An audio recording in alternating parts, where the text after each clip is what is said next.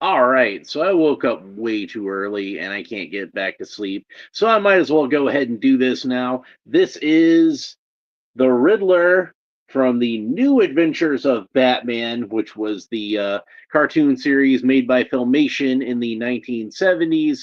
I opened up all the other figures in this line a while back, and for whatever reason, never got around to getting the Riddler until now because I saw him on Amazon for like $12, and I'm like, I'm probably never going to see the Riddler for cheaper than that again.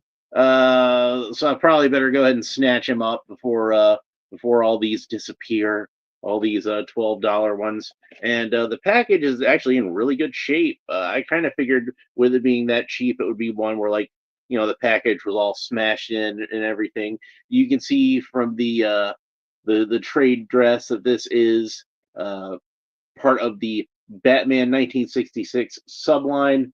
Well, it's a subline in the Batman 1966 series. It even has the classic TV series logo on there to denote it is part of that. But you can see on the back, it's got the Batcave and Batmobile and the Adam West Batman and Burt Ward Robin, the basic versions of those characters, and then the Riddler himself. We can see that digital sculpt, and he's pink. Why is he pink? I'm sure a lot of you were wondering. Well, there actually is a really good reason for that, and I'm going to get into that in just a second. For those of you who missed the last episode, that was when I opened up the Jim Carrey Batman Forever Riddler in the final suit. That I believe was a Target exclusive. I got it at Target.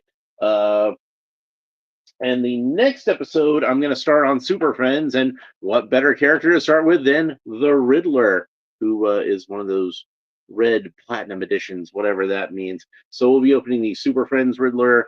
We've got this Riddler to open up today. Oh, I forgot something. Hang on a second. Be right back. Grab this real quick. Don't worry, I'm not going anywhere too far. All right, so here we go. I never did an unboxing video for this because I got it loose on eBay. But here is the original 1966 Riddler. Some things that I noticed about this figure is they actually did paint the trunks and the shoes a slightly different shade of green. And I think that's because on the original show, uh, Frank Gorshin was wearing like a leotard over tights. So they probably painted the trunks differently so it would have a slightly different color, like it's made of a slightly different material from the tights, even though it should still be the same color as the top of the outfit, but whatever. And then he had those loafers that were usually painted green, but not always. I think in the first episode, you can still see him with black loafers at a point or two.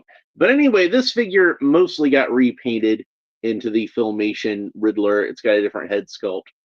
So I did want to show the original Riddler while we had it. And then, of course, the Super Friends version here shares a lot of the same parts with this, but it looks like it has different forearms and different lower legs. But we'll discuss that more when we get to it. Uh, the likeness of the Riddler to how he appeared on the cartoon is passable. Like I don't think it's as good of a likeness of the cartoon model sheet as the Joker was, where the Joker is just spot on, perfect. Batman looks good, Robin looks good, Commissioner Gordon looks okay. Batgirl is a great Batgirl head sculpt, but I don't really feel like it's that much like the original. But you can see like with Batman, they really caught the look that he had on the cartoon show. He looks a lot like the way Carmine Infantino drew Batman, which of course is how the characters were designed on that show. They were all designed to look like Carmine Infantino's versions of the characters. But I don't know. Like I said, I don't think they really caught it with the Riddler. But yeah, so the Riddler's pink. Why is the Riddler pink? I'm sure a lot of you were asking. Well, I'm about to answer that question. So, in 1977, Filmation made an all new series of Batman cartoons that was like a sequel series to their original Batman cartoon in the 1960s. They did not have Olin Soleil and uh, Casey Kasem come back and do the voices of Batman and Robin because they were busy doing Super Friends at the time. So instead, they got Adam West and Burt Ward, which, kind of an upgrade since they were the live action versions of Batman and Robin. So it was almost like they did a animated version of the live action show in some ways, kind of like what they did with Star Trek, but wasn't directly based on the show. It was more, like I said, they used the model sheets from their previous Batman cartoon, and had different music. They didn't have the rights to like the old Batman theme or anything like that. But as I mentioned before, Super Friends was going on at the same time, and not just Super Friends, but Challenge of the Super Friends. And originally, the Legion of Doom was going to feature more Batman villains in it. It was going to have the Joker. It was going to have Catwoman. So there was going to be even more Batman villains than what we wound up with. But what I suspect happened is since both of these companies are doing animated series using Batman characters on them. I think what happened was that they kind of divvied up the villains in such so like they probably Hanna-Barbera was able to pick like two Batman villains to put into their Batman project, their Super Friends project with Batman in it, and the Riddler and Scarecrow wound up being the ones that joined the Legion of Doom.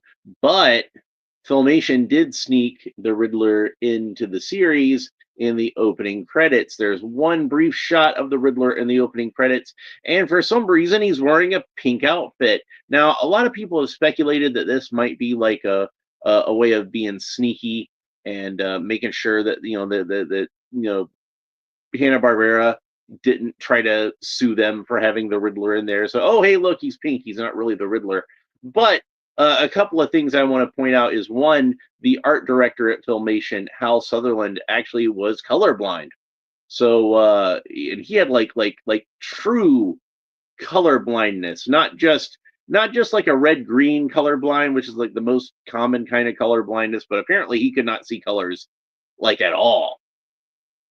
So, and I forget the name of the gentleman that was in charge of picking the colors for Filmation. It was rumored he was colorblind, but he actually wasn't. He might as well have been because he made some odd choices. He really liked to color things pink. I don't know. Maybe he just really liked that color. But like on the Star Trek show I mentioned, like all the tribbles were pink. The Klingons wore pink uniforms. You can see if you watch like the old He-Man cartoon, there's a lot of things that are pink in that cartoon. Prince Adam wears pink, So do like pink. What can I say? But yeah, so in the very brief appearance in the opening credits, the Riddler's wearing pink. He didn't actually appear on the show, but he was in the opening credits. Now, on the 1960s cartoon, he was voiced by Ted Knight, who later on would go on to do the narration on Super Friends and did a lot of the additional voices on the 1966 cartoon. But by 1977, he'd moved on to being on the Mary Tyler Moore show, and I guess he wasn't really doing cartoon voices anymore. But yeah, they got other people to do that by then. But yeah, he did the narration on the first season of Super Friends. So we'll talk more about that. We'll talk more about Ted Knight next week when I get on to opening up those Super Friends figures. So the Riddler does come with a single accessory, which is this pink cane. It's the same exact color pink that the outfit is. I wish they'd molded it in green because you might as well have. This is clearly based on the cane that John Astin used when he played the Riddler on the 1966 cartoon, and I doubt we're going to get a John Astin Riddler figure at this point. So it would have been nice to have that accessory molded in the correct color. And I know, yeah, the Riddler's wearing pink, but he didn't have a cane in that opening credit sequence, so you might as well just colored it right. Anyway, let's go ahead and cut the single double rubber tab that's holding him into the package. There's nothing around his wrists or his ankles or his shins or anything, just around his waist. And there we got the Riddler out of the package. And let's go ahead and compare him with the Frank Gorshin version. And we can see that other than the head sculpt, this is entirely the same figure from the neck down. And this isn't the first time we've seen this particular sculpt either, because if you've seen my Lord Deathman unboxing, Lord Deathman uses the same body as the Riddler. And we're going to see more use of this figure when we get into Super Friends, not just from the Riddler either. So keep that in mind. The next wave is going to have the Flash in it, and the Flash uses a lot of Riddler parts. But you can see that unlike the Super Friends version, where they actually did bother to give him new lower legs and new forearms, this version just straight up uses everything from Frank Gorshin. So he's got shorter gloves than what the Riddler had on the cartoon, but they're still yellow gloves like what he had, and he's still got the loafers sculpted in, and everything is bright pink. So let's have a look at that head sculpt. See if I can get that to focus a little better. And like I said, it looks enough like how the Riddler was drawn on the cartoon. You know, we only saw him very briefly in that opening credit sequence, and he was somewhat based on the design, like I said, from the 60s cartoon. But that 60s cartoon design, I think, was a little more detailed and looked a little bit more like Carmine Infantino's artwork.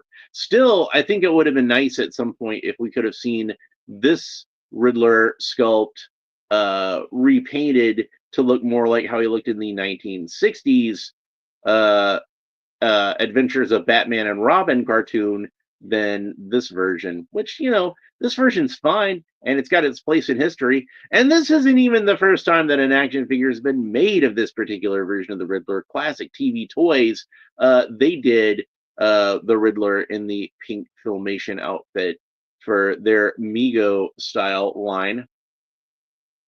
But yeah, let's go ahead and talk about the articulation. So the Riddler's head rotates all the way around. It doesn't seem to have much up and down or side to side movement. It does a little bit, but I think that's just more sort of a happy accident than anything else. I don't think that these are actually designed to have that kind of movement. I think they're just designed to turn all the way around. Remember, these are supposed to be retro style action figures, so the while it is better articulation than say superpowers, it's not quite as good as a DC multiverse. That's by design. So the Riddler's arms rotate all the way around the shoulders, but you can see that the Riddler's shoulders kind of stick out a little bit the way it's sculpted, and this joint is really gummy on mine, which I don't want to move it around too much because I don't want to break it, but I'll heat it up some later. But you can see it rotates all the way around on this other arm, but this joint seems to be stuck. See, like I think that one's actually stuck in the torso. So I'll heat it up later with a hair dryer. This torso is made out of soft plastic, so it just kind of plugs into it. So I'm figuring it'll probably be pretty easy to get. Single joint of articulation at the elbow, bends about that far and rotates all the way around. And then a single joint of articulation at the wrists. So the wrists rotate all the way around. The Riddler can kick up about that far and kick back about that far. So he can do the splits no problem. Oh, and he does have a waist articulation, so the waist rotates all the way around. And then the Riddler has a single joint of articulation at the knee, bends about that far, and rotates all the way around. And that's about it for the articulation. There's no ankle articulation whatsoever, no fancy toe articulation. Doesn't legs don't kick out to the side. Like I said, a lot simpler than a multiverse figure, but still more complicated. Kind of somewhere in between the multiverse and the superpowers figures. But he's nice and sharp looking. I like the pink. It's like a really nice bright pink. It might not be what we traditionally think of the Riddler as wearing, but maybe he wants to change things up every once in a while. The cane fits very snugly into his hand. Like you can see, it's not even all the way into his hand, but he's still holding it pretty well. So is this figure worth picking up? I would say if you're like me and you're a completist and you're a fan of like obscure Batman type media, then yeah, this guy is definitely worth picking up, especially since I was able to get him for cheap. But I probably should have got him earlier, but it's just kind of like I think I got distracted by other things, and I'd meant to pick him up earlier, but I'm glad I got him now. And I'm glad I've got the Super Friends Riddler that's going to be in the next episode. So if you want to make sure you don't miss that one, make sure that you like and subscribe and all the fun YouTube stuff down below. Leave a comment. Let me know what you think about the Riddler and if you think it's worth picking up a pink Riddler or not. But I have mine. So anyway, that's it for this episode. Hope you enjoyed it. We'll talk to you next time. Bye.